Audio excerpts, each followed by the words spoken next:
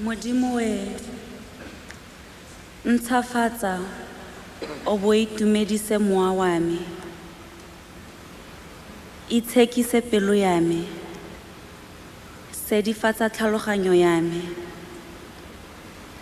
ke baya tsotlhe tsa botshelo jwa me mo seatleng sa gago wena o mokaedi wa me le botshabelo jwa me ga nkitla ke tlhola ke utlwa botlhoko kgotsa ke hutsafala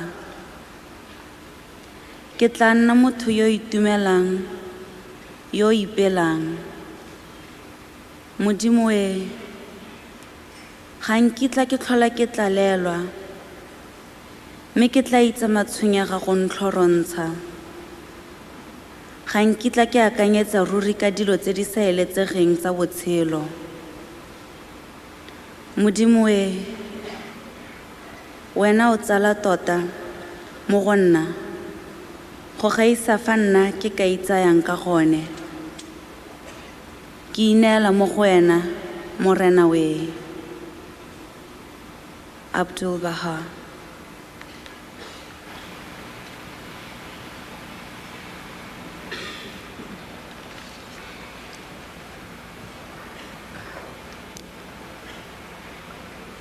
سبحانك اللهم يا إلهي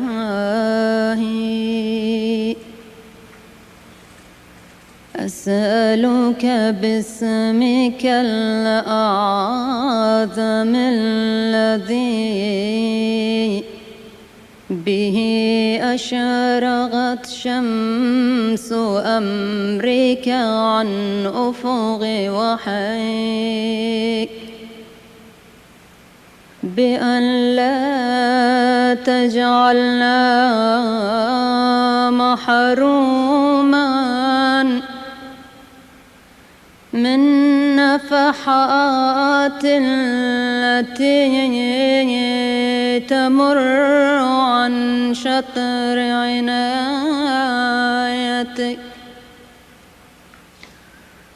ثم جعلنا يا إلهي خالصا لوجهك ومنقطعا عما سواك ثم احشرنا في زمرة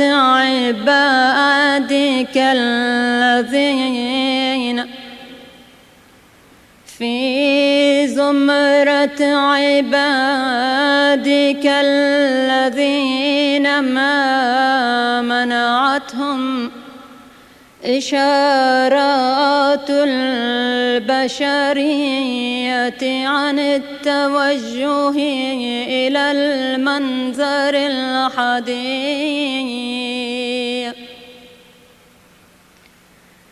أي ربي فادخلنا في ظل رحمتك الكبرى ثم احفظنا من عبادك الذين كفروا باسمك الأبهار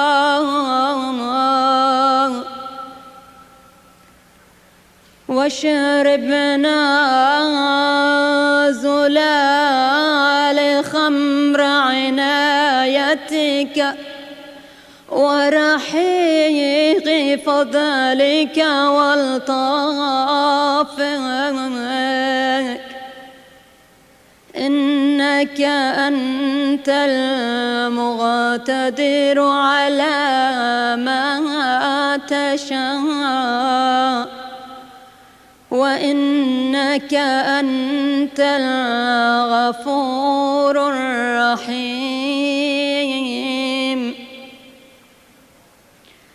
أي ربي فاستقمنا على حبك بين خلقك لأن هذا أعظم عطيتك لبريتك وإنك أنت أرحم الراحمين.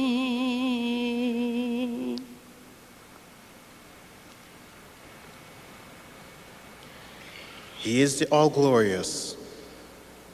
O God, my God, lowly and tearful, I raise my suppliant hands to thee and cover my face in the dust of that threshold of thine, exalted above the knowledge of the learned and the praise of all that glorify thee. Graciously look upon thy servant, humble and lowly at thy door, with the glances of the eye of thy mercy, and immerse him in the ocean of thine eternal grace. Lord, he is a poor and lowly servant of thine, enthralled and imploring thee, captive in thy hand, praying fervently to thee, trusting in thee, in tears before thy face, calling to thee and beseeching thee, saying, O Lord my God, give me thy grace to serve thy loved ones. Strengthen me in my servitude to thee. Illumine my brow with the light of adoration in thy court of holiness, and of prayer to thy kingdom of grandeur. Help me to be selfless at the heavenly entrance of thy gate, and aid me to be detached from all things within thy holy precincts. Lord, give me to drink from the chalice of selfishness, with its robe clothed around me, and in the ocean of its ocean immerse me. Make me as dust in the pathway of thy loved ones, and grant that I may offer up my soul from the earth, ennobled by the footsteps of thy chosen ones in thy path, O Lord of glory in the highest.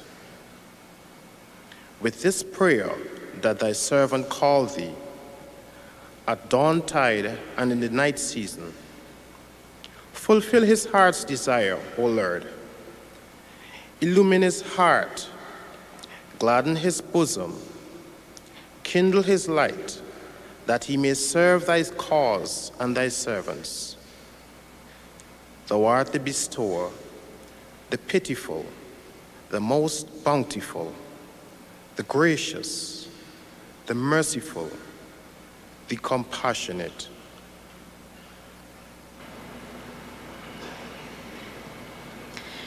Au flot parfumé de ton éternité, laisse-moi m'abreuver, ô mon Dieu.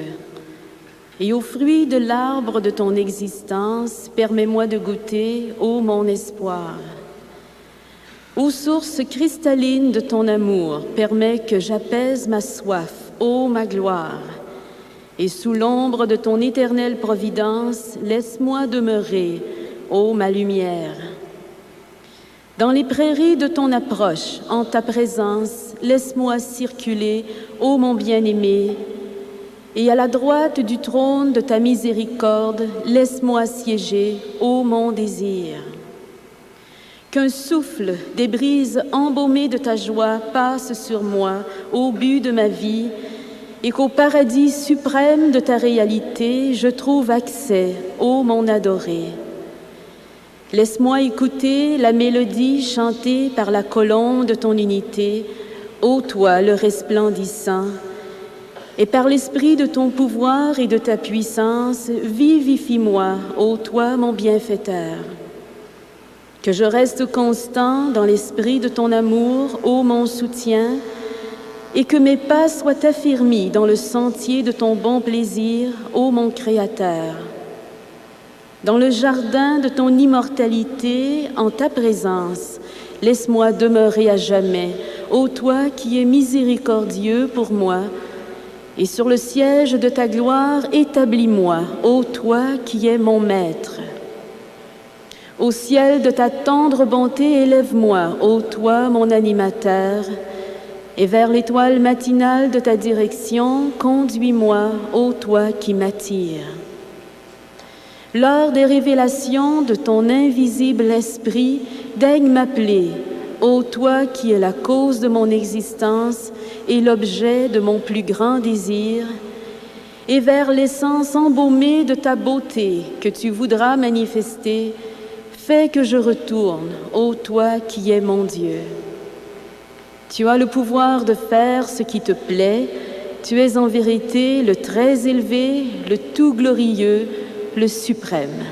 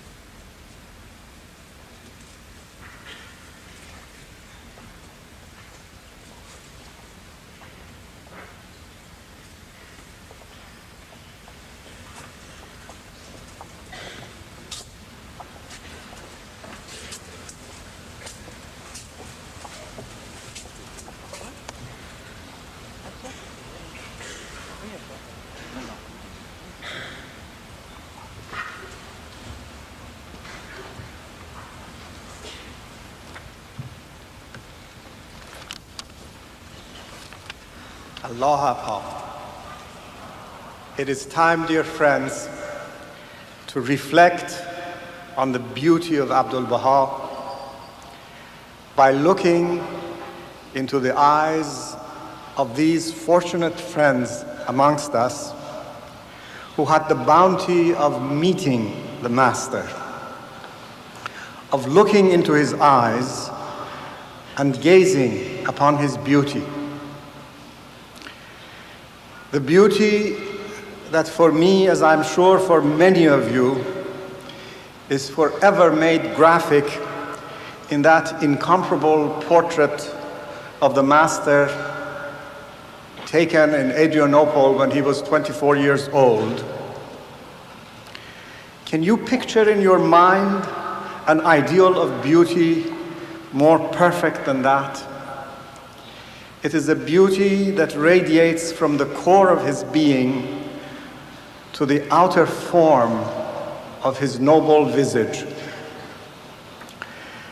Let us vicariously share in the experiences and recollections of these dear and honored friends who early in their lives had the blessing of meeting with the Master. Of course, foremost in that group is our dear and precious Amatul Baha Ruhiyya Khanum. When Abdul Baha stayed in the home of her parents in Montreal, she had many occasions to bask in his love and undoubtedly could ennoble us with many recollections. We had the honor of hearing her as the emissary of the Universal House of Justice giving the message of that august body to this Congress yesterday, and we will have the privilege of hearing her again tomorrow. Today, I would like to introduce to you first Mr. Shinji Yamamoto.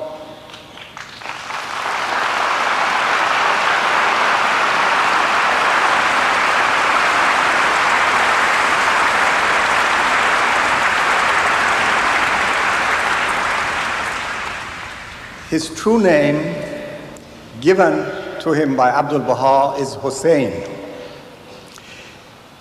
His father was the first Japanese Baha'i.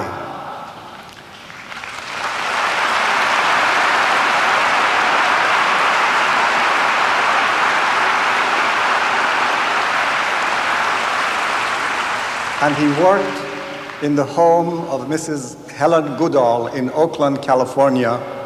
And on the occasion of the Master's visit to Mrs. Goodall's house, this name was bestowed upon Mr. Yamamoto, and he had the blessing of sitting on the Master's lap.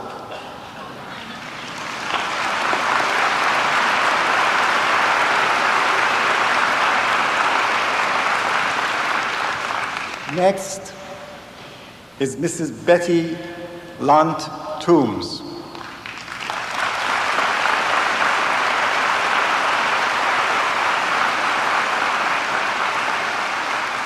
who as an infant was raised by Abdul Baha in his arms, and he whispered something in her ears. She says to this day, no one has been able to tell her what it was, and she is looking forward to meeting the Master again and asking him to repeat what he said.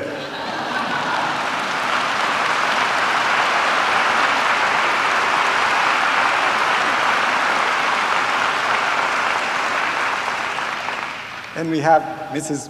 Sylvia Parmalee.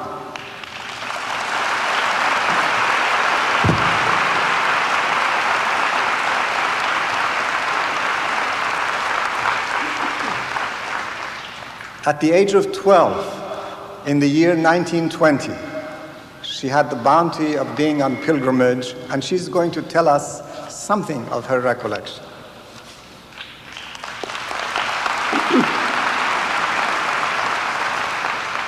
It was indeed a great bounty, which I came into because I simply had the right kind of mother. My mother wished very, very much to see the master, and so we went to Haifa in 1920. It was really nothing that I would have undertaken on my own. It's just that I feel thankful that she had the wisdom and the insight to see the bounty that would come from this. Every time we were in the master's home for about 6 days. We're at his table at dinner every evening, and we were at meetings where he spoke a number of times. He was always, when he saw me and when we had interviews with him, very, very happy, very encouraging. His eyes lighted up with smiles, and it was a wonderful experience to see him.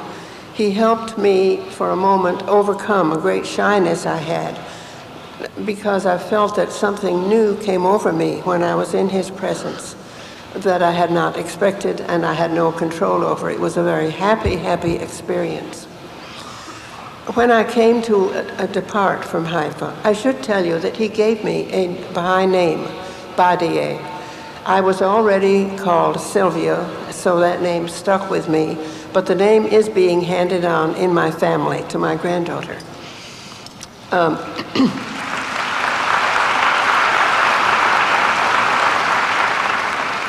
When we had the final evening and before we left, I remember so clearly how he spoke to me, and he said, Sylvia Badiye, very good. Kali Kub, I believe he said.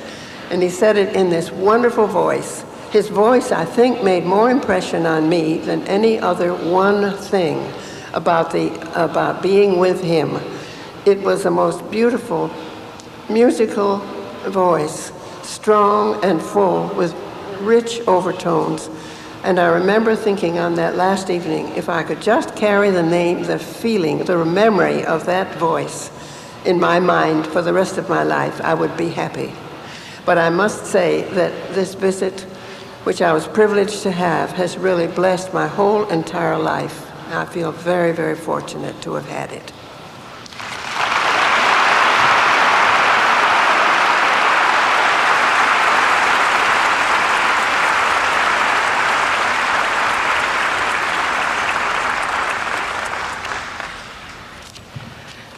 And next is Mrs. Bahia Randall Winkler, who remembers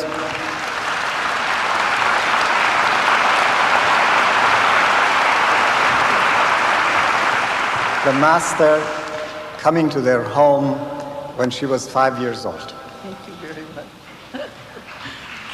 However, I think all this audience back here is so wonderful, we sort of have to talk to both of them.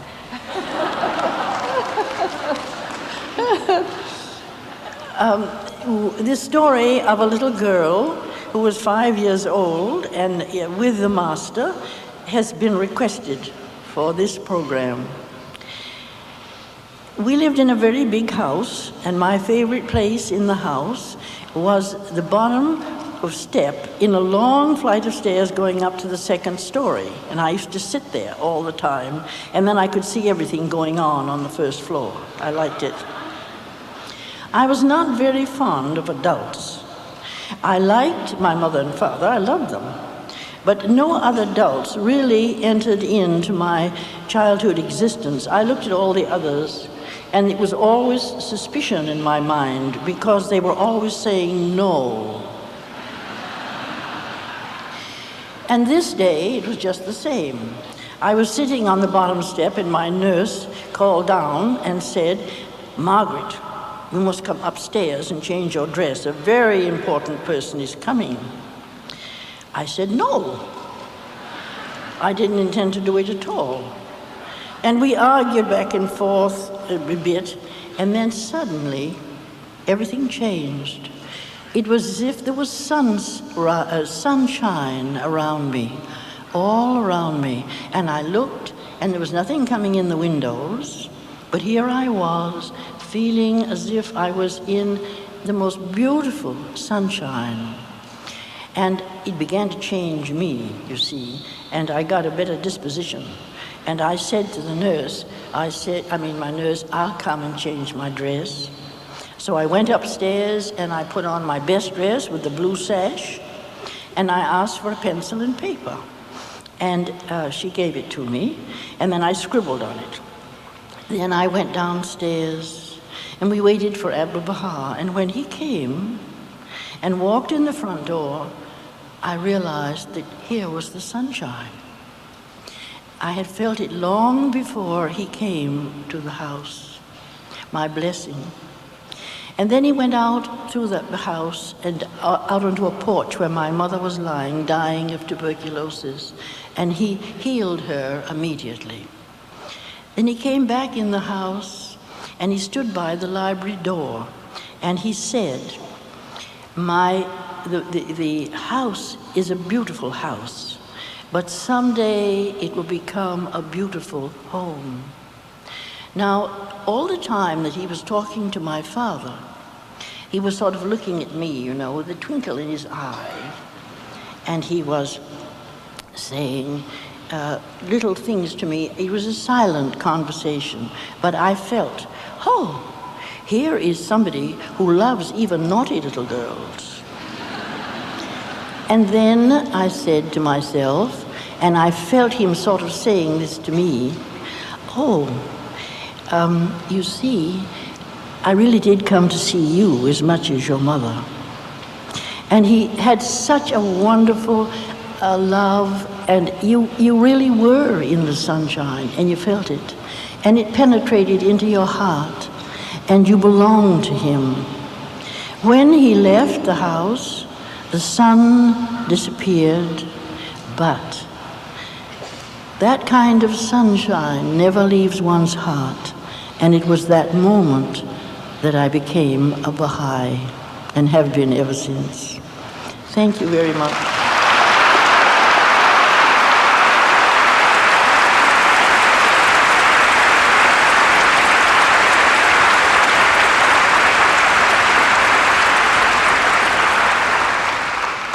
And Mr. Aziz Yazdi.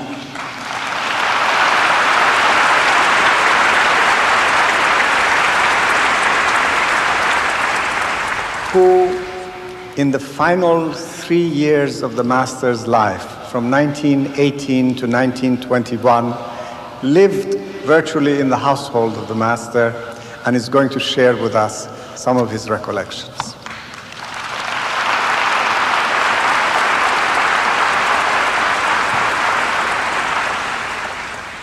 Allah, our friends.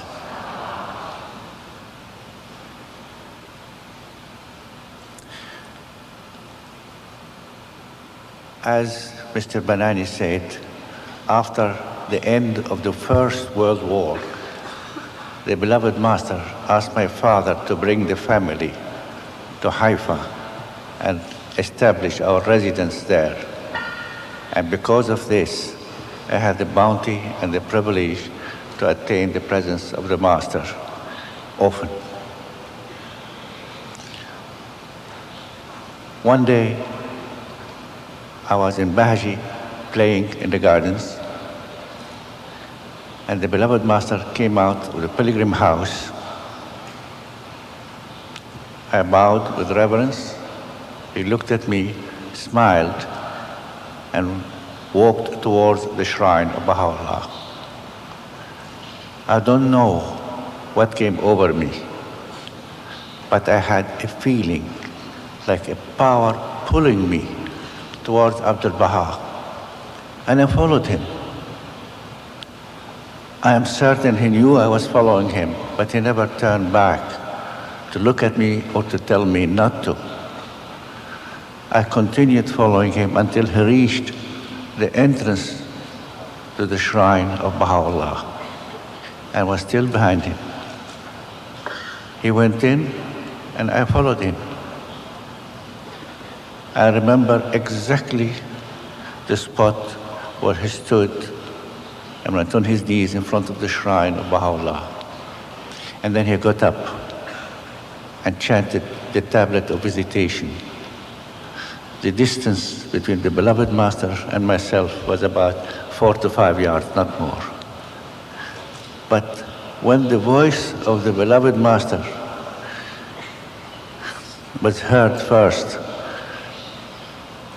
something happened. And I asked myself, where am I?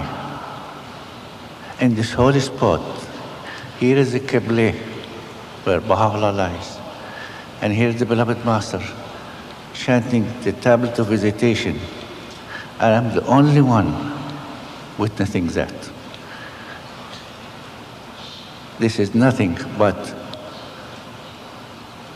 the grace, the bounty, and generosity of Abdul Baha.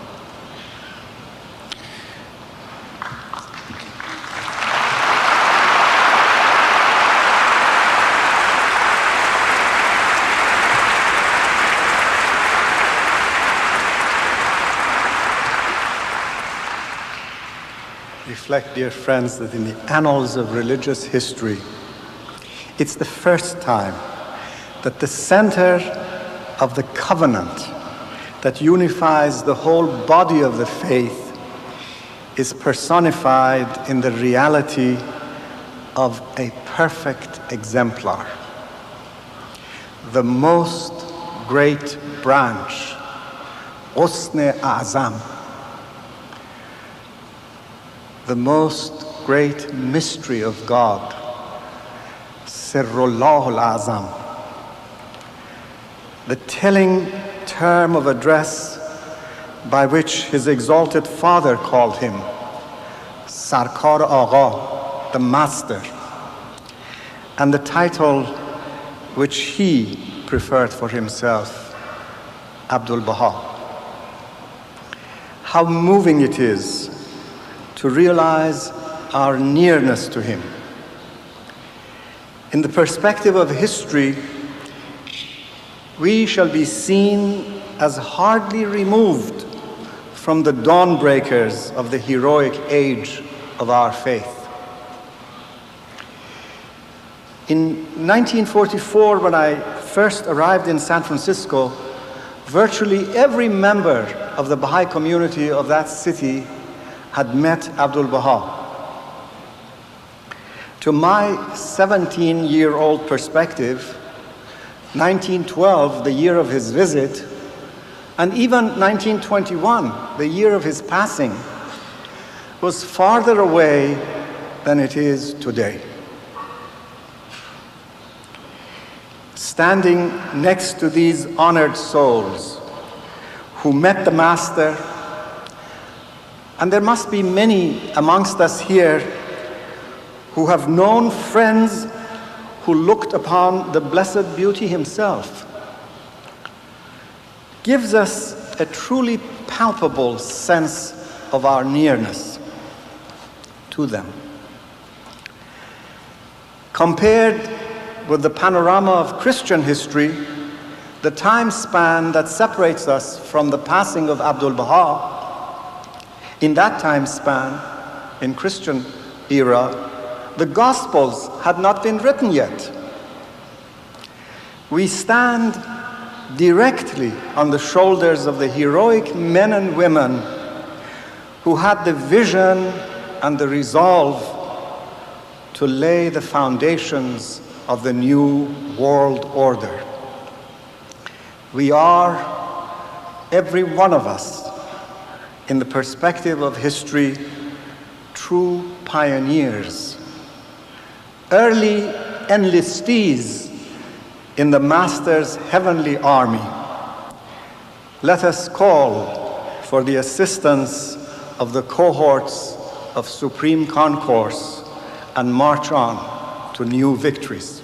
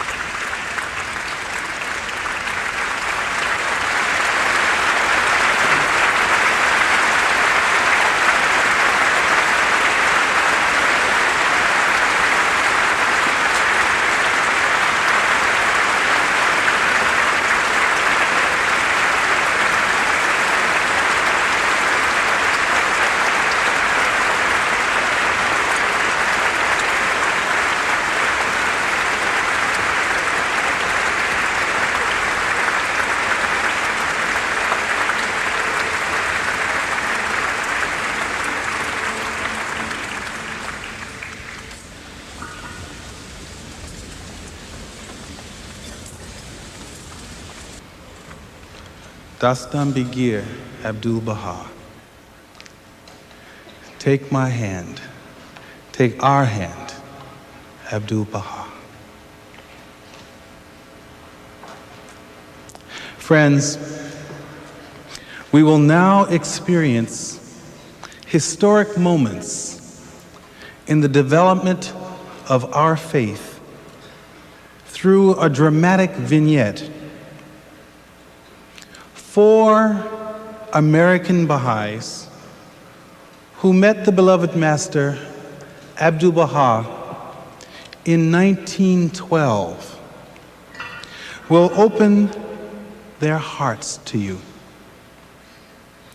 Each one will reveal how she or he came to a personal understanding of the power of the covenant, and how that understanding arose out of obedience. Obedience to the center of the covenant, Abdu'l-Baha. Let us now go back to 1912, where in the city of the covenant,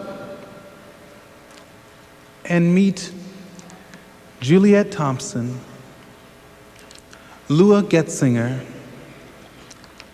Howard McNutt, and yes, Louis Gregory.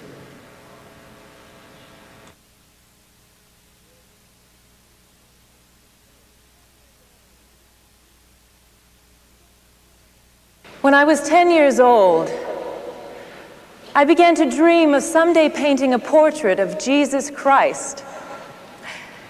I think I always knew I would paint, even before that time. But when I was 10, I remember we were living with my grandparents. My father had just died and my mother had no money. It was then that this very presumptuous idea took hold of me. I became determined to paint Jesus. I even prayed that I might. Oh God, I prayed. You know Christ didn't look the way all the pictures of him look. Please let me paint him when I grow up as the King of men. And I never lost hope of this. All through art school, until I met the Master. When I saw Abdu'l-Baha, then I knew no one could paint the Christ. It was on pilgrimage in Akka when I began my diary. Oh, Akka, white-walled city by the sea where I dedicated my heart to Abdu'l-Baha. But like my diary, my dedication was also a lifelong effort. When you returned to America, Juliet, the Master said, I want you to do your best to bring about unity. You're going back to New York to serve me. But how could I unify the Friends when my own heart was divided? You see, I was in love with the Reverend Dr. Percy Grant. His Church of the Ascension was just a half block from my studio. For years, I would go there to hear him preach. Admiration soon became something more. I fell in love. I've only had one strong love in my life, and that was Percy, the charismatic rector who not only championed social justice, but preached world brotherhood as well. What better partner could be found for me? But in Akka, Abdu'l-Baha said I might have to break with Percy. Either you must marry him, he said, or separate yourself from him. Cut yourself entirely from him. Why was this asked of me? Maybe I was more anxious to lead Percy Grant to the kingdom than to go there myself. Maybe I counted on romantic union with Percy more than eternal union with God. After all, I did miss spending an extra day with Abdu'l-Baha because of my haste to get back to New York. And to Percy, oh, the Master knew my heart so well. Can you transfer this love to God, he asked. That was the question, could I? There are degrees of love, the master said. And then he explained he carried a measuring rod in his hand by which he measured the love of the friends. And that rod was obedience. All that winter I refused to see Percy. My heart was still attached to him, but I felt somehow in refusing to see him, I was at least in part obeying the master. Then a note arrived from Percy. It was an invitation. He wanted Abdu'l-Bahá's first public address in New York to be at the church where he himself was minister. If half-hearted obedience brings forth such fruit, I thought, what will full obedience bring forth? Oh, on that day at the Church of the Ascension, Percy arranged everything with the touch of an artist, everything choreographed so perfectly. First the procession with flowers and music. Then Percy addressed the congregation. He read a prophecy from the Old Testament pointing directly to the promised day, to Bahá'u'lláh. Then on cue, the choir burst into a chorus of Jesus Lives Again, and Percy introduced the Master. I sat there, happier it seemed to me than I had been in my entire life. I was in the presence of my Lord, and the one I loved best in all this human world had at last recognized him. Maybe all my suffering had been for this reconciliation. For what else could that exquisite service have meant, with its theme of resurrection stressed throughout, so bold and daring a proclamation in the very church itself? It never occurred to me to think it might really have meant something else. After the service, I waited joyously in the rectory for Percy. At last he rushed in, his cheeks flushed. "My darling," he said, "my darling." "You made everything so beautiful," I told him. "I can't find the right words to thank you." But then something in his look, something false, awakened me. "Julie," he said, "my darling, I did it all for you." And then I realized he had staged a performance. He had used the Master as a pawn to woo me, manipulating the cause for his own purposes. I saw then, with complete clarity, how right Abdu'l-Bahá had been. Horrified, sick at heart, I turned away. Thank God I had obeyed.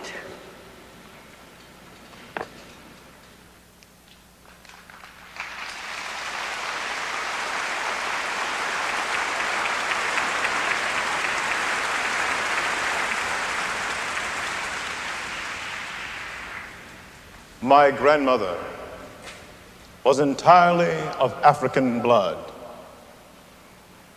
She was a slave in South Carolina.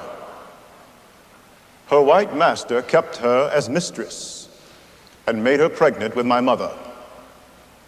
After my mother was born, she too became a slave on her white father's plantation. After the Civil War, my grandmother and mother were freed.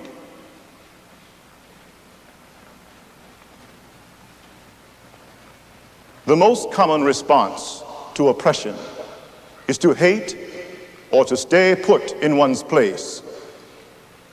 But my grandmother's response was to raise a grandson who could not be intimidated. She was illiterate, but she schooled me in dignity and courage.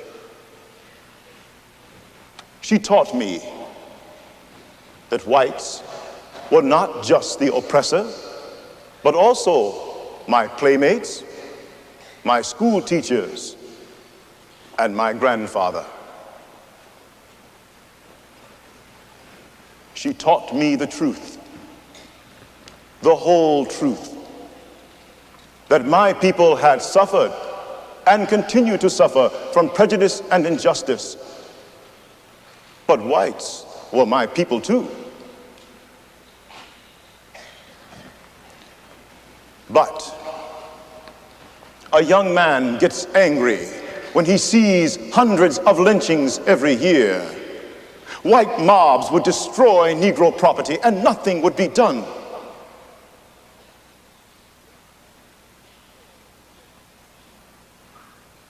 My grandmother had saved my heart from bitterness for the white man, but she could not save my mind from suspicion from him. I began outlining strategies for black action. I was influenced by W.E.B. Du Bois and his cry for civil rights. Religion held no interest for me at this point. I had been seeking but not finding the truth, and so had given up.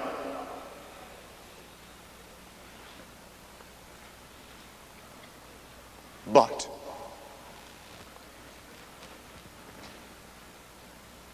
when I met Abdu'l-Baha, my vision changed. The shining reality of the Master, the personification of all Baha'i ideals, beckoned to me, and I became a confirmed believer.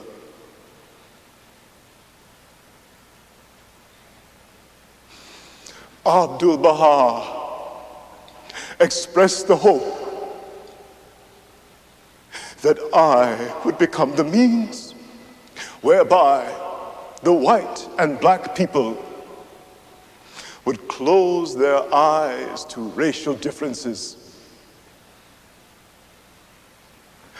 I took his words to heart and obeyed them as command. I abandoned my profession as a lawyer and became a racial amity worker.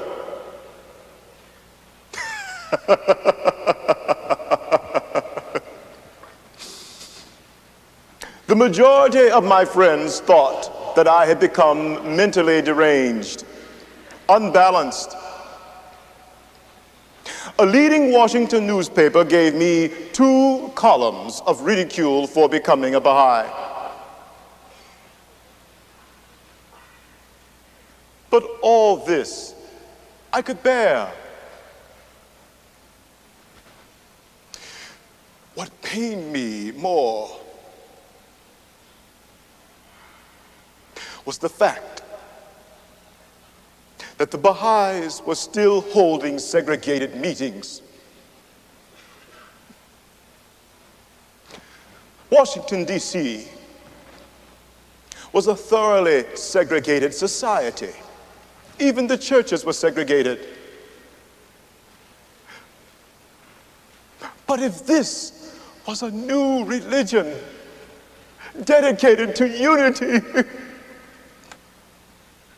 why were its believers divided?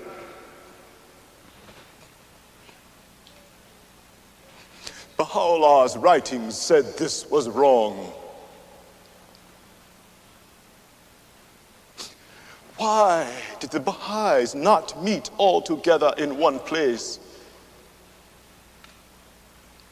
Are the Baha'is full of prejudice like other people?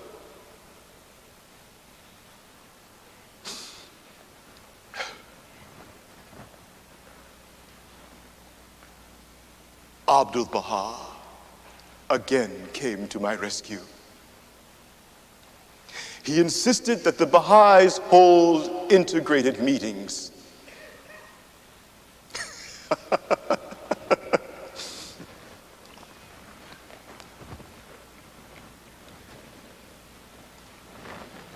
But Abdu'l-Baha did not stop with the Baha'is. While he was in Washington, a formal luncheon was planned in his honor at the Persian embassy. Alexander Perry, the North Pole explorer, and Alexander Graham Bell were just 2 of the prominent people in attendance. Now, place cards have been set out next to all the plates in order to seat people according to strict Washington protocol. But at the last moment, just as the guests were about to be seated, Abdu'l-Bahá gathered up all the cards.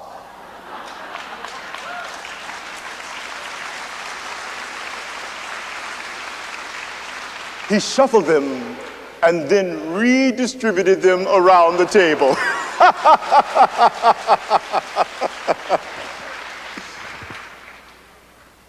He then took me by the hand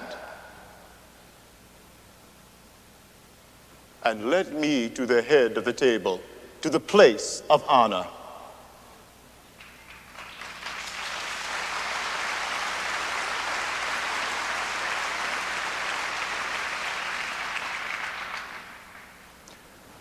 And this at an almost all-white luncheon.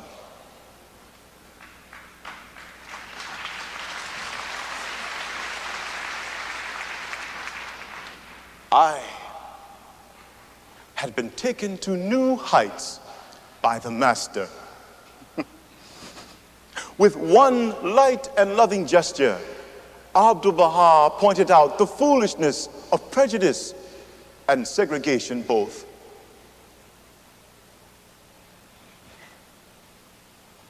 Abdu'l-Bahá urged me to become the means whereby the white and black people would close their eyes to racial difference. He told me not to look upon my limited capacity, but upon the bounties of the Lord.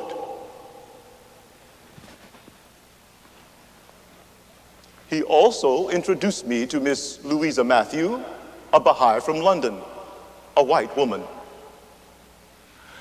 Abdu'l-Bahá mentioned in our presence that interracial marriage was a good way to end racial prejudice.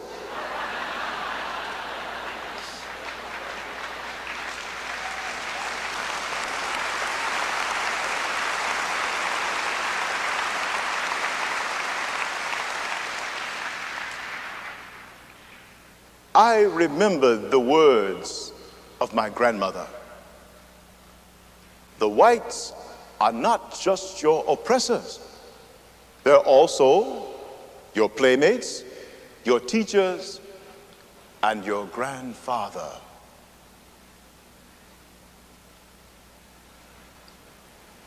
On September the 27th, 1912, in New York City, the city of the covenant, I was married to Louisa Matthew.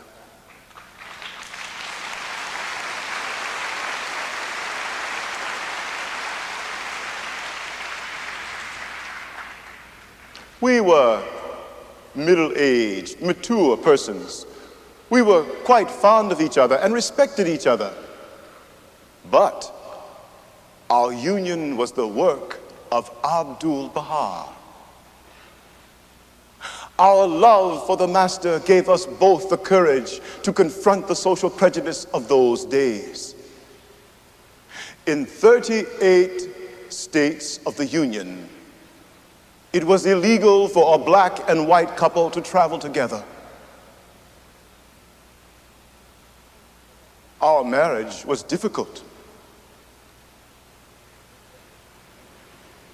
but it was a happy one.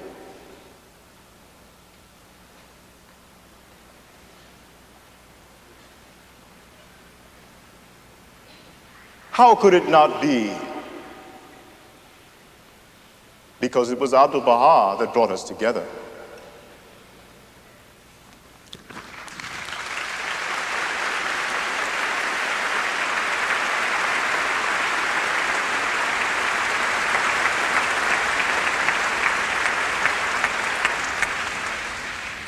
The week I witnessed the Master lead Louis Gregory to the head of the table was the week this painting came into existence. I was visiting with Edna when Abdu'l-Bahá suddenly entered the room. "I'm going out for a drive," he said, "but wait till I return, Edna, and you too, Juliet, wait. I will see you in a short time." So I waited and waited. 6:30 came, then 7 o'clock. We were due at the Elkins at 7:30, and their house was a long way off, rather indirect on the bus line. "Go, Juliet," Edna urged. "I'll explain." But how could I leave? My Lord had told me to stay. So I waited. It was a little after 7 o'clock when Abdu'l-Bahá came back from his drive. When he entered the room where he had left me, and where, of course, I was still waiting, he said, "Ah, Juliet, for your sake I returned. Mrs. Hemmick wanted to keep me, but I had asked you to wait. Therefore, I returned." After a pause, he added, "Would you like to come up tomorrow and paint me?" So I learned once again the reward of obedience. Such a reward for such a small act of obedience. My childhood dream was about to be fulfilled at last. Once in Haifa, the Master said to me, "Keep my words, obey my commands, and you will marvel at the results." And by a miracle, I wasn't late for dinner. The dinner at the Elkins had been postponed by half an hour.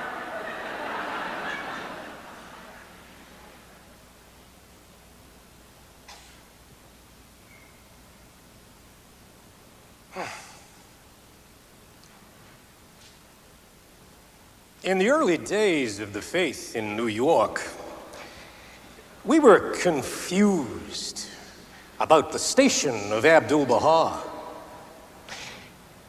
Arthur Dodge, the designer of the Dodge motor car, who also established the first Baha'i spiritual assembly in New York, Arthur Dodge was one of a number of Baha'is who taught that the Master was the return of Christ. Dodge. He also ridiculed me for allowing an Eastern Swami to live in my house. I'm afraid we were often at odds. In fact, we rarely attended a spiritual assembly meeting when we knew the other was going to be there. For I knew that the Master was not a manifestation of God, not the return of Christ. He is a man, a very great man of as great a station as St. Peter, but in spirit no different from other men. I knew that we too could attain to the station of the Master if only we would obey Bahá'u'llah's teachings. You can see how wrong I was. For in teaching that Abdu'l-Bahá was like St. Peter, I implied that the Master could make mistakes.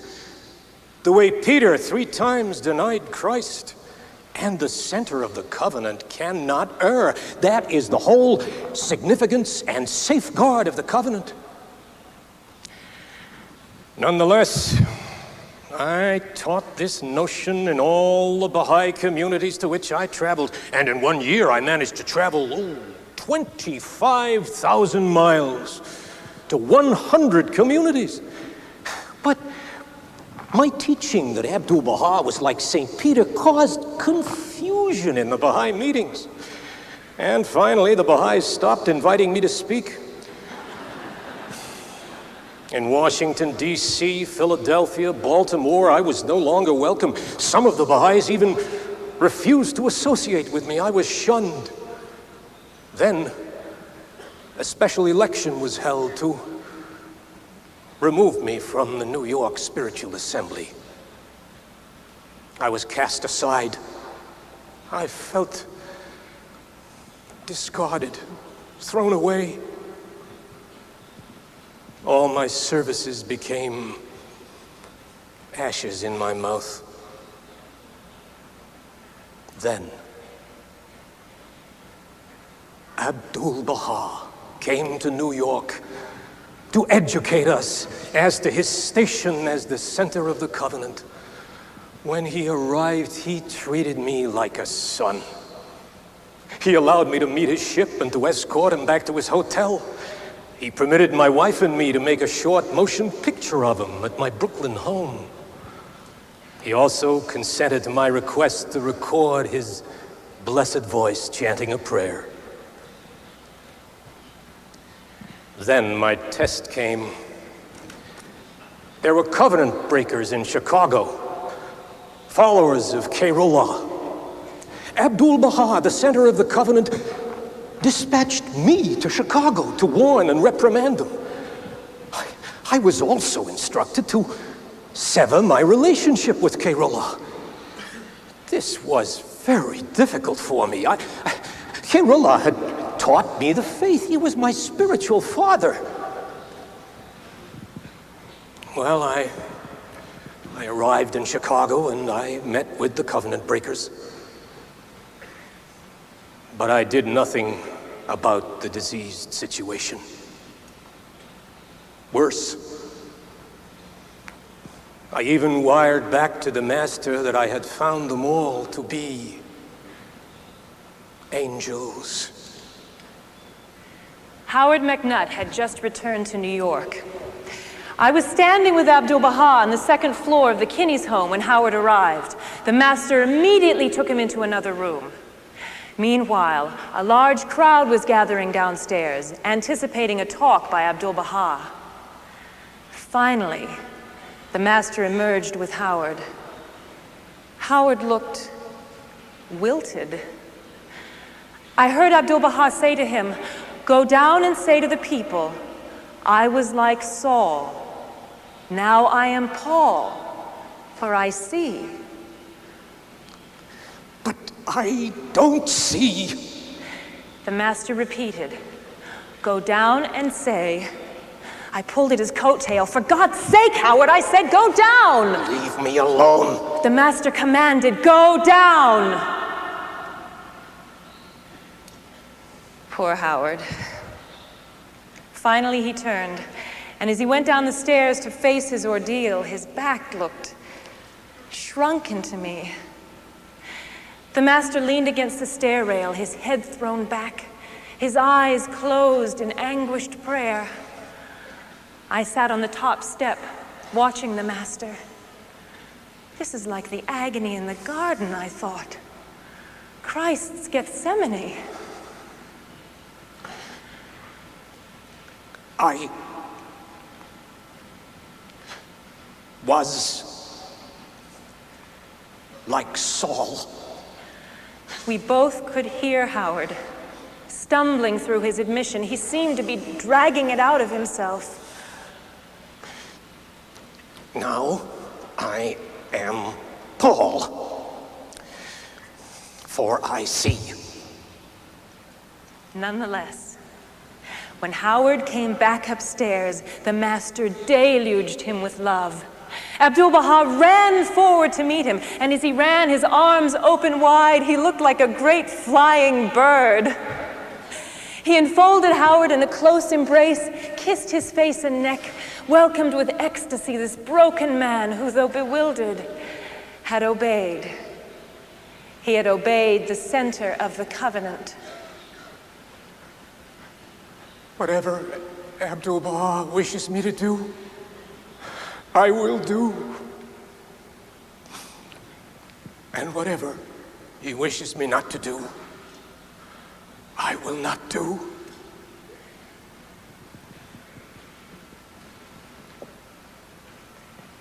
For his obedience, Howard McNutt was given the privilege of compiling all the master's talks in America. He published them in a volume called The Promulgation of Universal Peace. Abdul-Baha told him, "This service shall cause thee to acquire an effulgent face in the Abha kingdom, and shall make thee the object of praise and gratitude of the friends in the East and the West."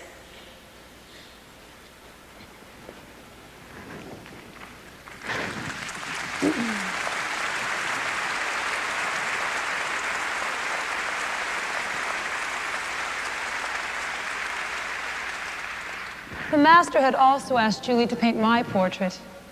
I don't know why. I certainly wasn't very taken with the idea. In any case, she started painting me while she was still working on the portrait of the master. Now, this gave me an idea. You see, Abdu'l Baha had expressed his desire that I travel to California. But I dreaded the thought of being separated from the master. I wanted to obey him, I really did. Just not right away. Did you tell them about the poison ivy? She's ignoring me. Julie doesn't like to encourage me. I'll tell you what happened. Abdu'l Baha was preparing to leave New York for California, and he asked that I go ahead to make arrangements for his visit there. But I dreaded the thought of being separated from the master. I don't know what came over me, but at the Unity Feast in Teaneck, New Jersey, I deliberately walked through poison ivy. Back and forth, right through it, I trampled until my feet were thoroughly poisoned. Well, he can't send me to California now, can he? Julie, go to the master and say, how can Lua travel? Look at her feet. I don't know why, but I did. I went and told Abdu'l Baha what had happened, but he laughed out loud. Then he handed me an apple and a pomegranate. Take these to Lua, he said. Tell her to eat them, and she will be cured. Oh, precious Lua. Strange mixture of disobedience and obedience, and all for love. I think that's why the master didn't mind her disobedience. It was out of love, it was not out of rebelliousness. When it came to the covenant, Lua was always obedient.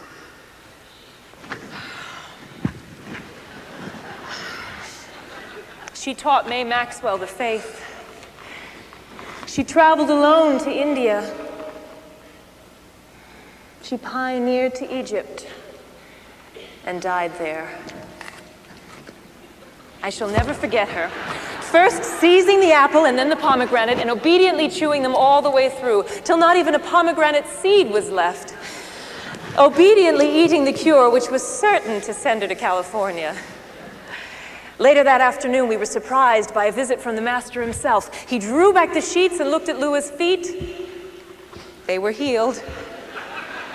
Abdu'l Baha burst out laughing. He knew Lua would always be firm in the covenant.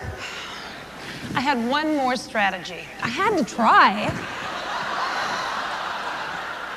As I said, Abdu'l Baha had asked Julie to paint my portrait. But she'd only had one sitting with me when the master wanted to send me to California. Julie, please go to the master and say, if Lua's in California, how can I paint her? The portrait has already begun. But of course, when she went to the master, he only burst out laughing. As usual, he saw right through me. Needless to say, I obeyed and went to California. Instead, the master called Julie in to finish the portrait of him. It was June 19th, 1912. Now, earlier that day, the master had passed Julie and myself on the stairs. We both remarked that we felt a peculiar power in his step as he passed, as though some terrific force had possession of him. Oh, it was a force too strong to be caged in a body. Later, when Julie was putting the finishing touches on the portrait, the master closed his eyes and dozed off. Julie put down her paintbrush. What she saw was too sacred, too formidable to portray.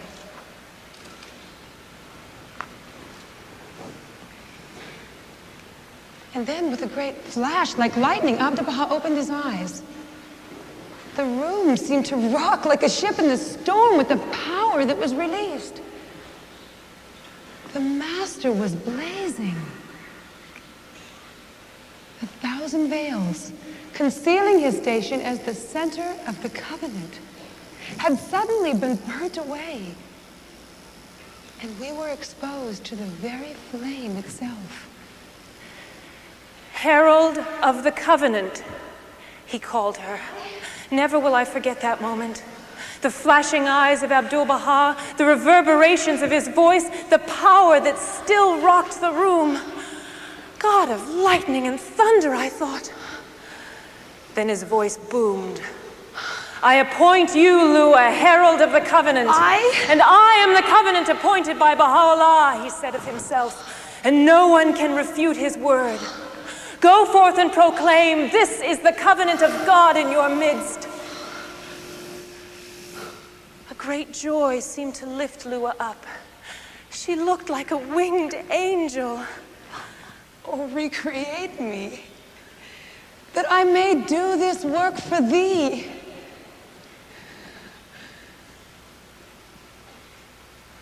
The master then sent Lua downstairs to proclaim the covenant to the friends.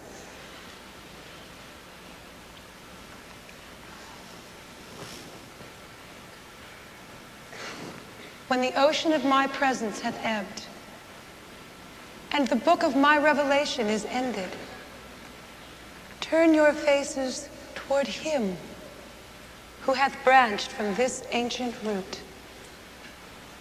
The master soon followed Lua downstairs, and then spoke himself about his unique station as center of the covenant. It was then he declared New York City the city of the covenant. Then, to underscore this historic declaration, Abdu'l-Bahá instructed that Bahá'u'llah's Tablet of the Branch be immediately translated and read aloud to the entire gathering. The believers crowded into the room. Some even sat on the stairs, listening attentively to the words of Bahá'u'lláh. There hath branched from the Sadrat al-Muntaha this sacred and glorious being, this branch of holiness. Well is it with him that hath sought his shelter and abideth beneath his shadow. Render thanks unto God, O people, for his appearance. For verily he is the most great favor unto you, the most perfect bounty upon you. And through him, every moldering bone is quickened. Whoso turneth toward him hath turned toward God. And whoso turneth away from him hath turned away from my beauty, hath repudiated my proof, and transgressed against me. He is the trust of God amongst you, his charge within you, his manifestation unto you. We have sent him down in the form of a human temple. Blessed and sanctified be God, who createth whatsoever he willeth, through his inviolable, his infallible decree.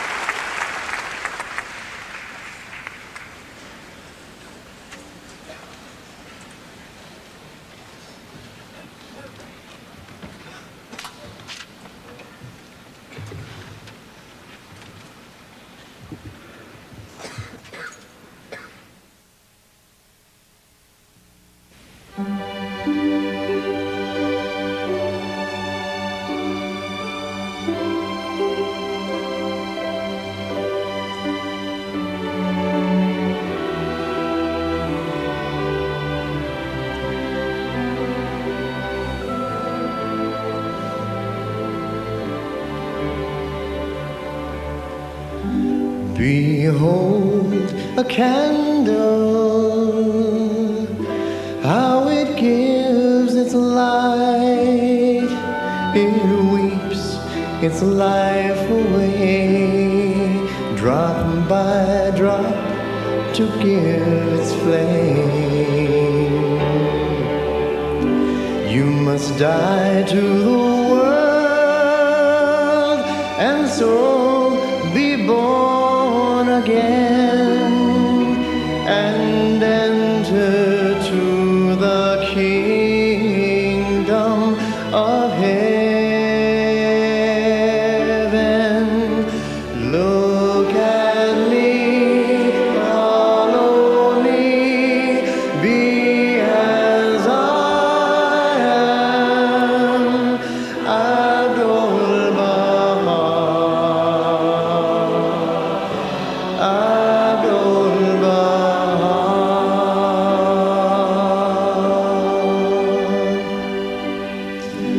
You are the angels. If your feet be firm, be steadfast as a rock, that no earthly storm can move. And as you have faith, so shall your powers be, and know that till the end I'm always with you.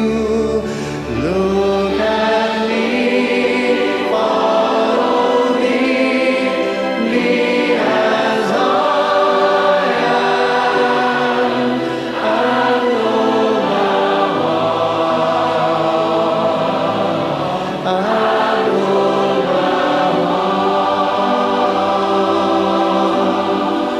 Love mankind, follow me, be as I am.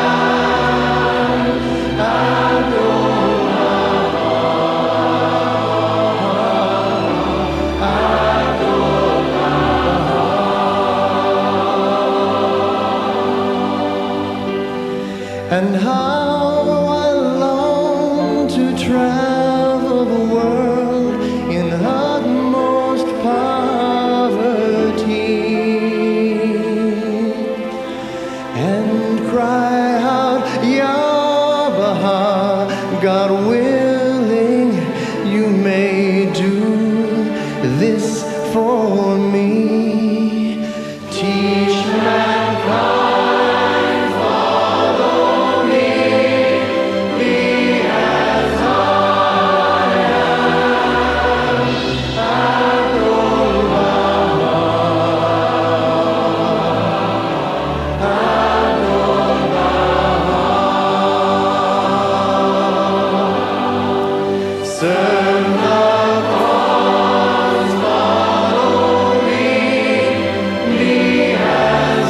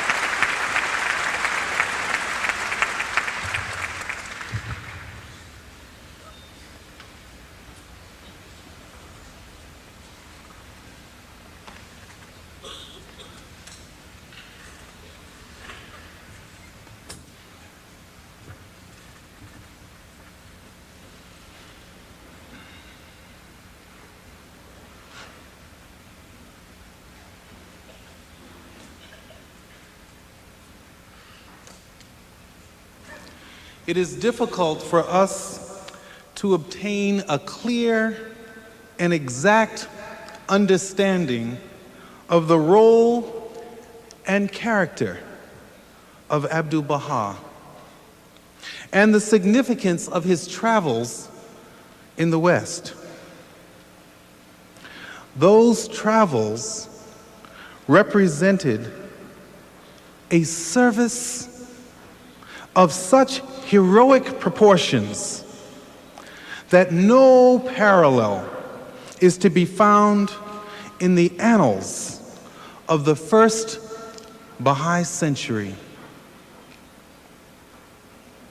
Of his travels in North America, the beloved master Abdu'l-Bahá spent by far the longest period of time in New York. He named it the City of the Covenant. Let us now think of those days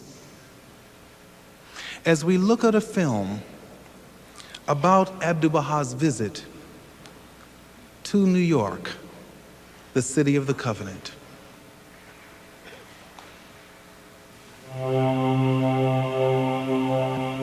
Throughout the ages, the City of God is an expression that has been used to describe the guidance that has come to mankind from the heaven of divine will to refresh and transform the earth of human understanding.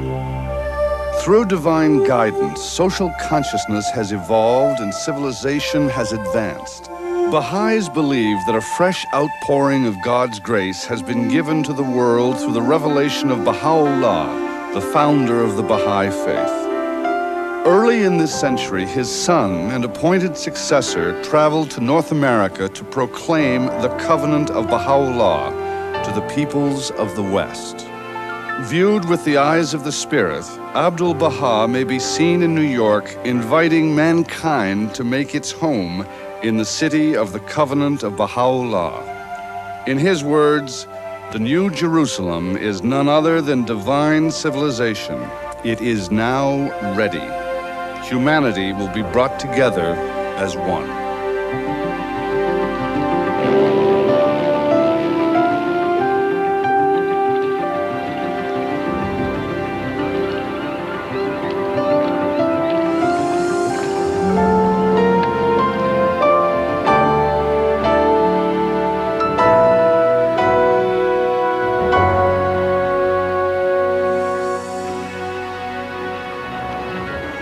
When Abdu'l-Bahá arrived in 1912, New York was fast becoming a symbol of the modern world.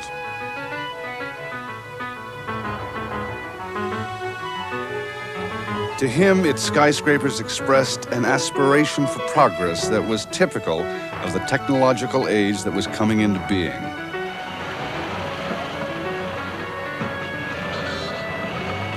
Truly, it is a wonderful city, he said. New York has made such progress in material civilization. I hope that it may also advance spiritually in the kingdom and covenant of God. I have come for this. The city that welcomed Abdu'l-Bahá was on the crest of a wave of optimism about the future.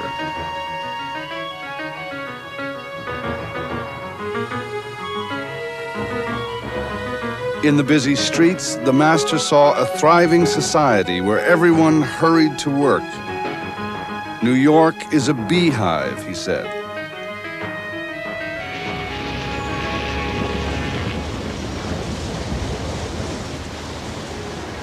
At that time, 1,000 immigrants a day were streaming through the government reception center on Ellis Island.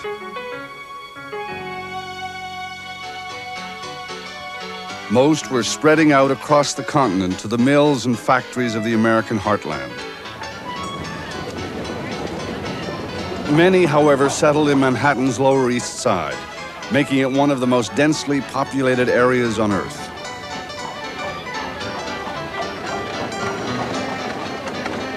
To the companions of Abdu'l-Bahá, it must have seemed as if representatives of all humanity were being drawn together in New York to hear his message.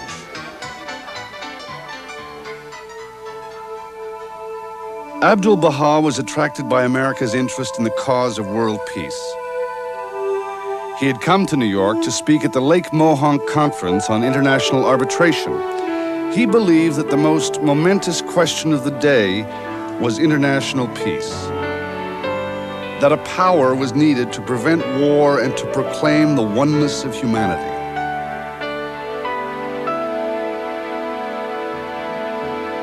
As the master arrived, the country was preparing for a federal election. Social reform was becoming a political issue of national dimensions. Across the country, wherever newspapers could reach, reform measures were being discussed. Abdu'l-Baha was a guest speaker at the 4th annual conference of the NAACP, where he shared the platform with Jane Addams, founder of Hull House in Chicago. As he crossed the continent, the master met with leaders of thought who were actively concerned with the needs of the time.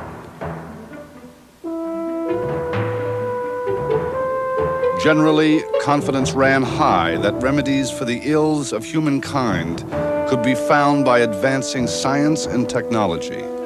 In Abdu'l-Baha's view, what was needed to resolve the problems of an emerging global society was the union of scientific and moral development, of material and spiritual civilization. Spiritual consciousness is the generating force of human society, he said. Throughout his visit, Abdu'l-Baha addressed issues familiar to us as the major problems of this century. Since 1912, they have expanded in range and complexity. And demand for social action has become a way of life in our time. Abdu'l-Baha put the racist attitudes he found rooted in American culture in a global perspective. He warned that until those prejudices are entirely removed from the people of the world, humanity will not find rest. He saw problems like the extremes of wealth and poverty created by industrial society in an international context. The solution did not lie in the conflict of capital and labor. Fundamentally, the disease afflicting the body politic is lack of love and altruism. Abdu'l-Baha favored the empowerment of women through greater opportunity for education. Social and political progress will not be possible, he said, until man and woman recognize and realize equality. He called on the nations of the world to create an international tribunal to establish the cause of universal peace, because the spirit of the age demands peace. No power on earth can stand before it, he asserted. In 1912, Abdu'l-Baha had no illusions, however, about the impending crises facing humanity. He warned, "The earth is loaded with explosives and deadly instruments. Before long, these weapons of hell shall wreck the edifice of mankind." All the bloodshed of the past has been induced through religious or racial prejudice, or political or patriotic bias. After World War I, he wrote, "Movements newly born and worldwide in their range will exert their utmost for the advancement of their designs." Many in 1912 saw that war on the continent was inevitable. Few, however, realized the vital importance of Abdu'l-Baha's message.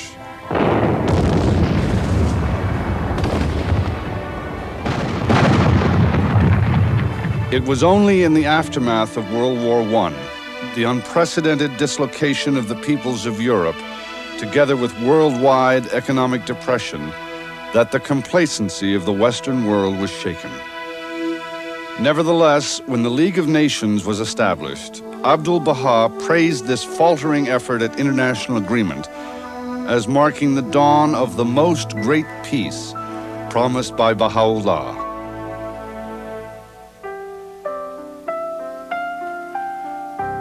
Commemorating his proclamation of the Covenant of Bahá'u'lláh in 1912, Abdu'l-Baha called New York the City of the Covenant.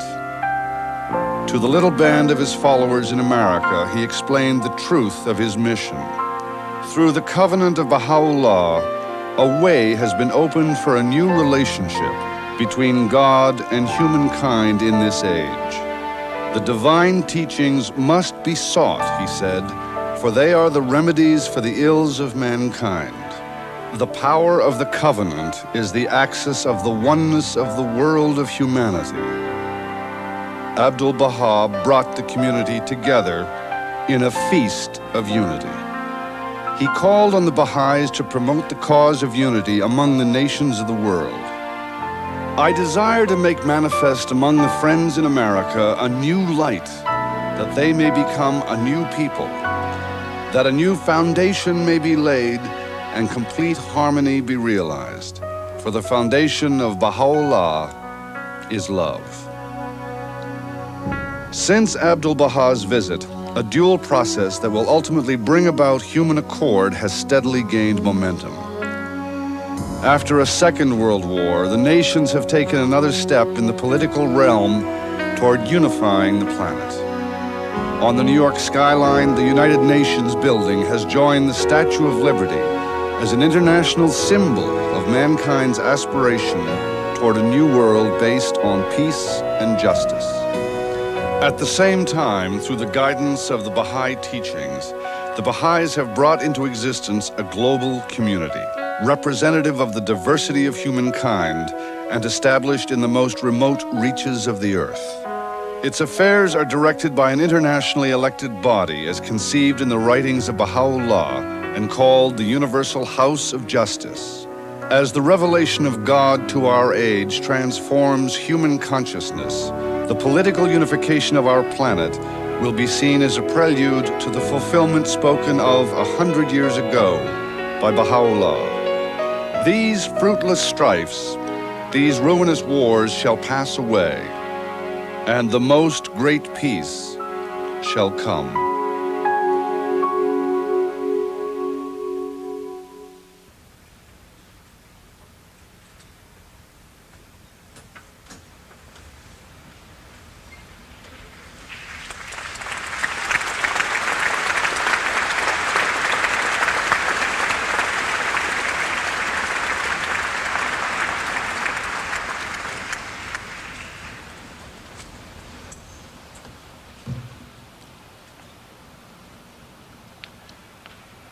Dear friends, I now have the very great privilege of introducing you to Professor Firuz Kazemzadeh, who will greet us and address us concerning the topic, the beloved Abdu'l-Baha, the center of the covenant of Baha'u'lláh. Please join me in welcoming Professor Kazemzadeh.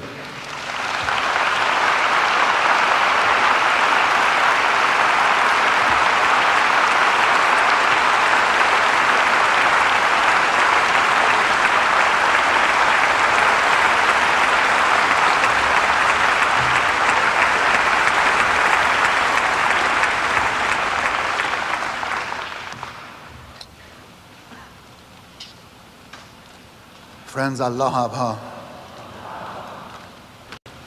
100 years have passed since the ascension of Baha'u'lláh. In only 1 century, his faith has spread over the globe more widely than has any other religion save Christianity, which is almost 2,000 years old. But unlike other religions, the Baha'i Faith, in its rapid expansion, has retained the purity of its doctrine and the unity of its followers. What was the distinguishing characteristic that has allowed the Baha'i Faith to spread virtually to every country in the world, to be embraced by members of every race, nationality, culture, and religion, yet preserve the integrity of its teachings and the oneness of its community? That characteristic was Baha'u'llah's covenant. Messengers of God, when they appear, renew the essential teachings of earlier faiths, bring new laws, and release enormous spiritual energies that transform lives, create communities, and lead to the emergence of new civilizations. Yet the invisible power released by divine revelation and flowing through God's messengers also makes it possible for spiritually untransformed human beings to misuse it, turn it to their selfish ends, and pervert its purpose. Two issues fraught with grave dangers confronted the followers of religions of the past the moment their inspired founders left this world. The two issues were authority and interpretation. When Jesus died on the cross, who among the small band of his disciples was the leader? Who was to guide the community and interpret the teachings left by the departed Lord? And when years later those teachings were at last recorded for posterity, who was to determine which recollections of Christ's words and deeds were authentic and which were not? When Muhammad died, who was his lawful successor? Who indeed had an indisputable right to be called Amir al-Mu'mineen, commander of the faithful? As Christianity and Islam spread, they split into sects over questions of doctrine and leadership, because, like religions that had preceded them, they possessed no firmly established principle of succession and of authoritative interpretation of their scriptures.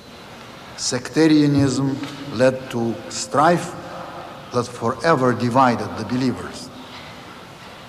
In religion, interpretation and authority are inseparable, because the sacred scriptures are not only a map to the path of individual salvation, but also contain commandments, laws, and rules that regulate the life of society. Therefore, he who explicates the scriptures and interprets the teachings will inevitably exercise authority in the community. No religion of the past had succeeded in resolving this thorny yet vital issue. The Baha'i Faith is the first world religion that contains clear provisions for succession to the leadership of its founder and resolves the twin issues of authority and interpretation. Humanity has evolved. The great challenge confronting it in this age is to overcome division and to unite mankind in a single organic whole, which of course cannot be accomplished without solving the problem of authority. In this weighty and incomparable document, Shoghi Effendi, guardian of the cause, writes, that is the book of Abdul Baha's Covenant, its author discloses the character of that excellent and priceless heritage bequeathed by him to his heirs. To guard it, and these are now my own words again, to preserve it and to pass it to future generations and to ensure the unity of the believers, Baha'u'lláh, in that will and testament, appointed Abdul Baha the center of the covenant and the authorized interpreter of his father's teachings. This year, as we commemorate the 100th anniversary of Baha'u'llah's passing, we also celebrate the covenant and the person of Abdul Baha, its embodiment and center. Baha'u'llah's covenant is a phenomenon unique in religious history. Abdul Baha himself has testified that from the early days of creation down to the present time, throughout all the divine dispensations, such a firm and explicit covenant has not been entered upon. Equally as unique as the covenant itself was its center. In the book of my covenant, Baha'u'lláh proclaims, and you have already heard this quotation today, there hath branched from the Sadratul Muntaha this sacred and glorious being, this branch of holiness. Well is it with him that hath sought his shelter and abideth beneath its shadow.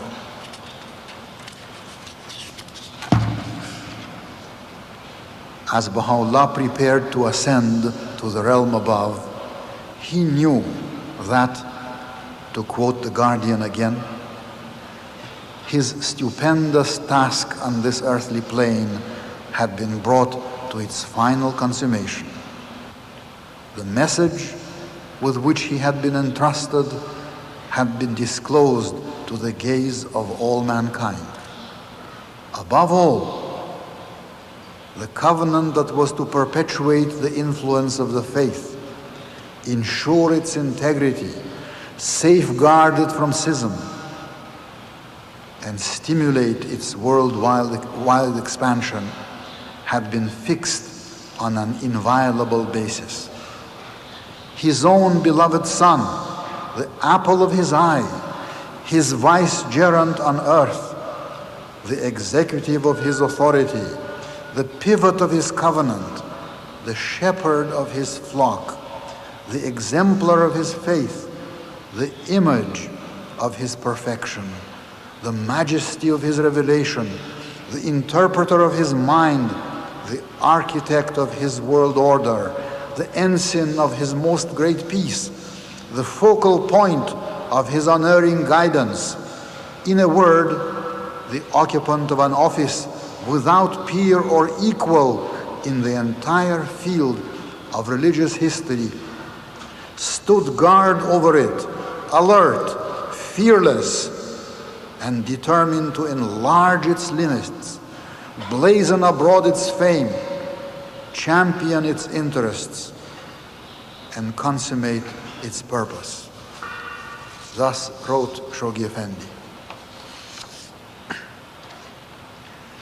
Abdul Baha was born in Tehran on May 23, 1844, on the night the Bab declared his mission to Mullah Hussein in Shiraz. His childhood was happy but brief. He had not yet reached the age of 9 when, in the summer of 1852, a storm burst upon the Babi community, of which his father was a prominent and admired leader. Soon thousands of Babis would fall victim to the cruel fanaticism of the clerical and secular authorities of a corrupt and barbarous regime. Baha'u'lláh was thrown into the Siyah Chal, the black pit, a dark subterranean dungeon. Abdul Baha visited his father there and retained for the rest of his life the, I quote again, ineffable vision of a father, haggard, disheveled, freighted with chains. Neighborhood boys now made Abdul Baha the object of their malice, pelted him with stones, vilified him, and overwhelmed him with ridicule. There followed exile and Abdul Baha's emergence in early youth as his father's amanuensis, shield, and deputy. As he grew into maturity and eventually reached old age, everyone who came into contact with him was deeply impressed with this person that displayed the most unusual combination of mind and heart, majesty and humility, gentleness and firmness, justice and mercy, involvement and detachment. We are fortunate to have accounts of meetings with Abdul Baha written by learned Orientalists, government officials, artists, poets, doctors, the wealthy and the poor, believers and skeptics, followers and antagonists, but all testify to his greatness and to his irresistible charm. Edward Granville Brown, a leading British Orientalist at Cambridge, who first met Abdul Baha in Akka before Abdul Baha was appointed Center of the Covenant, writes, "Seldom have I seen one whose appearance impressed me more. A tall, strongly built man, holding himself straight as an arrow, with white turban and raiment, long black locks reaching almost to the shoulders, broad, powerful forehead, indicating a strong intellect combined with an unswerving will, eyes keen as a hawk's, and strongly marked but pleasing features. Such was my first impression of Abbas Effendi. Subsequent conversations with him served only to heighten the respect with which his appearance had from the first inspired me. One more eloquent of speech, more ready of argument, more apt of illustration, more intimately acquainted with the sacred books of the Jews and the Christians and the Mohammedans, could, I should think, scarcely be found. These qualities, combined with a bearing at once majestic and genial, made me cease to wonder at the influence and esteem which he enjoyed even beyond the circle of his father's followers.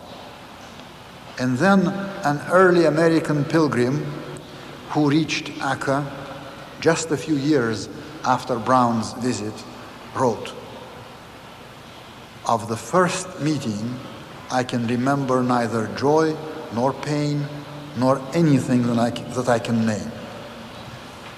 I had been carried too suddenly to too great a height.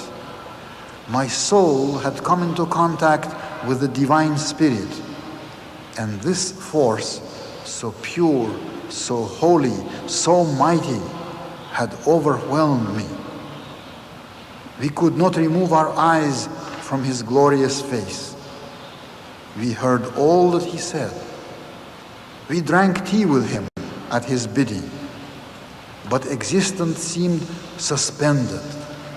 And when he arose and suddenly left us, we came back with a start to life, but never again, oh, never again, thank God, to the same life of this earth. In the might and majesty of his presence, our fear was turned to perfect faith, our weakness into strength, our sorrow into hope, and ourselves forgotten in our love for him." The incomparable person of Abdul Baha produced such a strong and lasting impression on the believers that some began to think of him as Christ returned, a messenger of God, and to attribute to him a station equal to that of Baha'u'lláh. In elucidating the true station of the Master, a title used by Baha'u'lláh exclusively for Abdul Baha, Shoghi Effendi grants that, I quote again, "It would be indeed difficult for us who stand so close to such a tremendous figure and are drawn by the mysterious power of so magnetic a personality to obtain a clear and exact understanding of one who, not only in the dispensation of Baha'u'lláh, but in the entire field of religious history, fulfills a unique station. That Abdul Baha is not a manifestation of God, that though the successor of his father, he does not occupy a cognate station, are verities which lie embedded in the specific utterances of both the founder of our faith and the interpreter of his teachings. And yet, although Abdul Baha is not the equal of Abdul Baha, of Baha'u'lláh, he is, in the words of the Guardian again, the center of his covenant, the interpreter of his words, the perfect exemplar of his teachings, the embodiment of every Baha'i ideal, the incarnation of every Baha'i virtue, the mainspring of the oneness of humanity. Styles and titles that are implicit and find their truest, their highest and fairest expression in the appellation, in the name Abdul Baha. He is, above and beyond these appellations, the mystery of God, an expression by which Baha'u'lláh himself has chosen to designate him, and which indicates how in the person of Abdul Baha the incompatible characteristics of human nature and superhuman knowledge and perfection have been blended and completely harmonized. Such was Abdul Baha's humility, and so great was his determination to prevent his followers from confusing his station with that of Baha'u'lláh, that he repeatedly and in the strongest terms repudiated any suggestion of equality with his glorious father. In a tablet addressed to some American Baha'is, he wrote, stressing the meaning of the title he assumed after Abdul Baha's ascension. My name is Abdul Baha.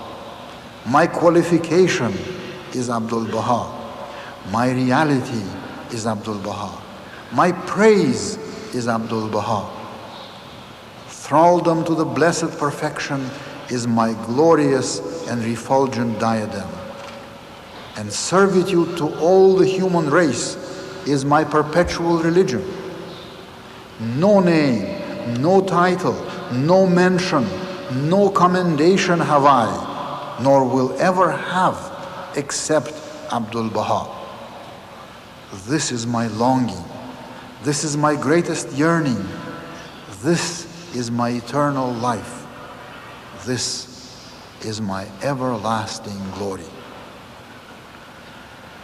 Although Baha'u'llah's ascension was a heavy blow to the small and struggling community of his followers, scattered in a few countries of the Middle East, Russian Central Asia and India, they found consolation in Abdul Baha, whose leadership most of them accepted with relief and joy.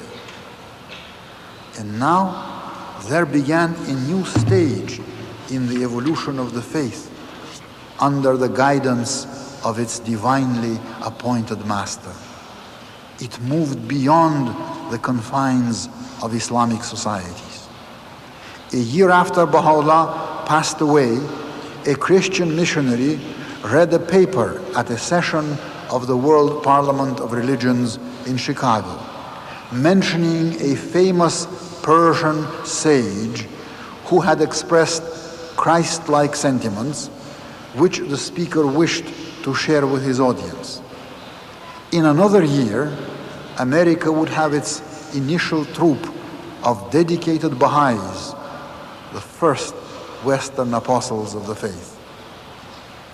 The inspiration, education, and organization of Baha'i communities in North America and in Europe were the work of Abdul Baha, who avidly followed every development in the West, engaged in constant correspondence with new believers, and as soon as the Turkish Revolution released him from confinement in Palestine, undertook prolonged visits to the United States, Canada, and several of Western and Central European countries. The impact of Abdul Baha's journeys to the West cannot be overestimated. Some of us have had the privilege of knowing a number of early Baha'is who had experienced the presence of the Master in Chicago, in San Francisco, in Los Angeles, and here in New York. Friends, I wrote this before this morning's session, when you saw some who had seen Abdu'l-Bahá when they were still little children. I will never forget the light in their eyes as they talked about the Master, whose influence dominated the rest of their lives. It is surely not an exaggeration to say that Abdu'l-Bahá was the builder of the Baha'i community of the United States and Canada. Abdu'l-Bahā's deeds cannot be summarized.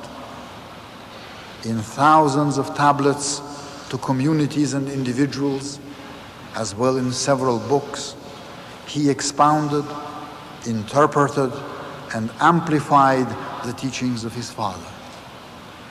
He laid the foundation of the Baha'i administrative order. He charted the course of the expansion of the faith over the entire planet. He raised its prestige and defended it from attacks by external enemies and a handful of ambitious and unscrupulous renegades. His literary legacy, if one be permitted thus to refer to his writings, is enormous and constitutes, together with the writings of Bahá'u'lláh, the sacred scriptures of our faith. It includes personal correspondence or tablets to individuals, which a Persian scholar has called masterpieces of Persian epistolary genre. They are marked, he wrote, by directness, intimacy, warmth, love, humor, forbearance, and a myriad of other qualities that reveal the exemplary perfection of his personality. That legacy includes tablets addressed to individuals, tablets addressed to Baha'i communities, tablets to groups and congresses, tablets of visitation commemorating Baha'i heroes and martyrs, 3 books and treatises, discourses ranging from short talks to compilations such as Memorials of the Faithful and some answered questions. And last but not least, the hundreds of prayers he revealed on all occasions, prayers that are recited daily by millions of his followers in every land. The same Persian scholar to whom I have already referred writes of these prayers. He says that these partake in the fullest measure of poetic qualities. The purity and sanctity of natural imagery reveal a state of cosmic harmony. The musicality of some of them transcends limitations of language. Poetry is made to serve the ultimate goal of rising above the murmur of syllables and sounds. The emotional intensity of some of Abdu'l-Bahā's prayers, especially those that recall the sufferings of and separation from Bahá'u'lláh, is unrivaled. And when the appointed hour struck for Abdu'l-Bahá to join his glorious father, he left us his will and testament, the charter of the New World Order, one of the fundamental documents of this faith. How poor indeed is one's capacity to tell of Abdu'l-Bahá, to describe his station, to glorify his deeds. Baha'u'lláh exalted him far above our ken. But he gave us Abdu'l-Bahá the perfect human being, the source of inspiration, of love, of consolation and comfort. He is both our closest friend and the yardstick with which we measure good and evil.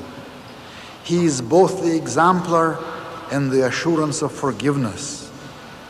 He is both master and servant of the beloved of God.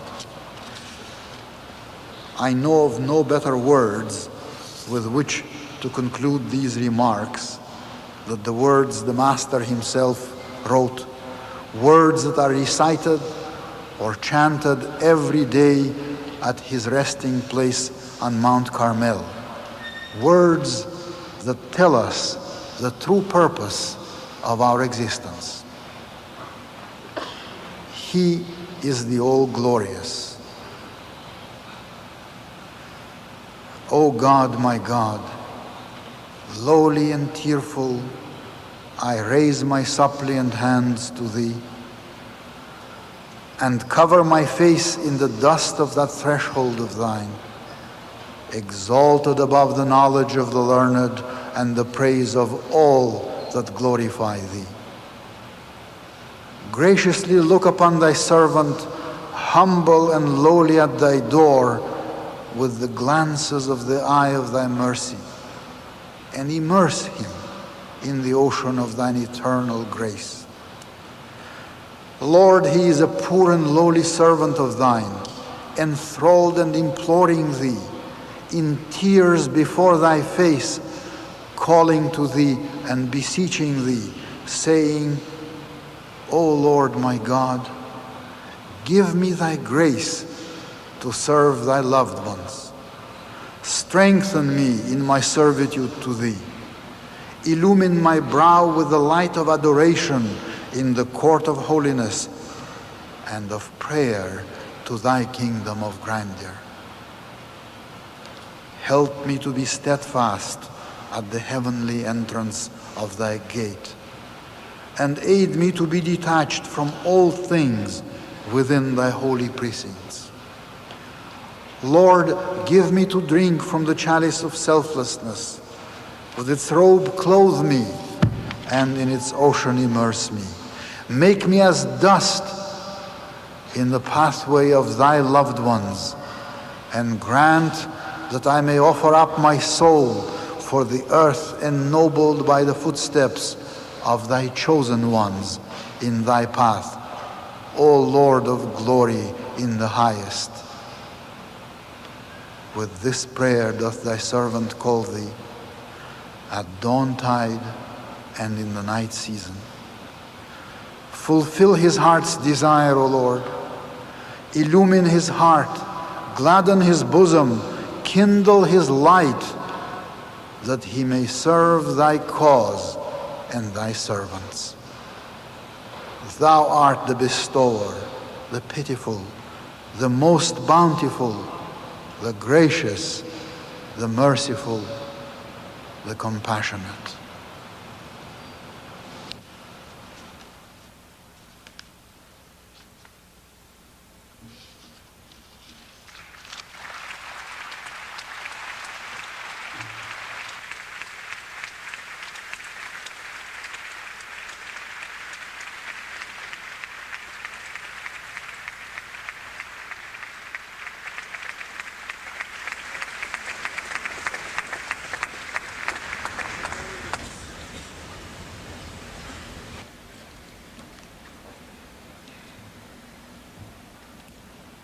Dear friend, we are about to see a portion of the film of Abdu'l-Baha, which he gave permission to record during his visit to New York in 1912.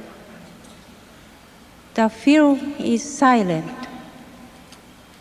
We ask that you remain seated during the film.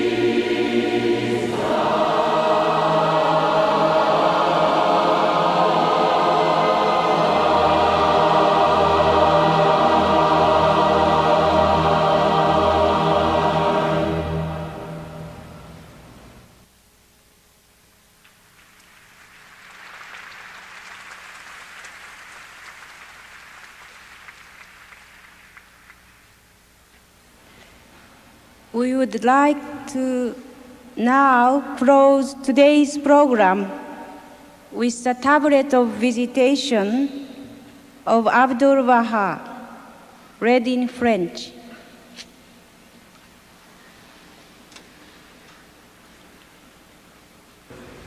Ô Dieu mon Dieu, humble et éploré, j'élève vers toi des mains suppliantes et j'enfouis mon visage dans la poussière de ton seuil qui est exalté au-dessus de la connaissance du savant et de la louange de tout ce qui te glorifie. Daigne jeter un regard miséricordieux sur ton serviteur, humble et modeste, devant ta porte, et plonge-le dans l'océan de ta grâce éternelle. Seigneur, voici ton pauvre et modeste serviteur, soumis et implorant, captif en ta main, te priant avec ferveur, confiant en toi, en larmes devant ta face, t'appelant et t'implorant en ces mots.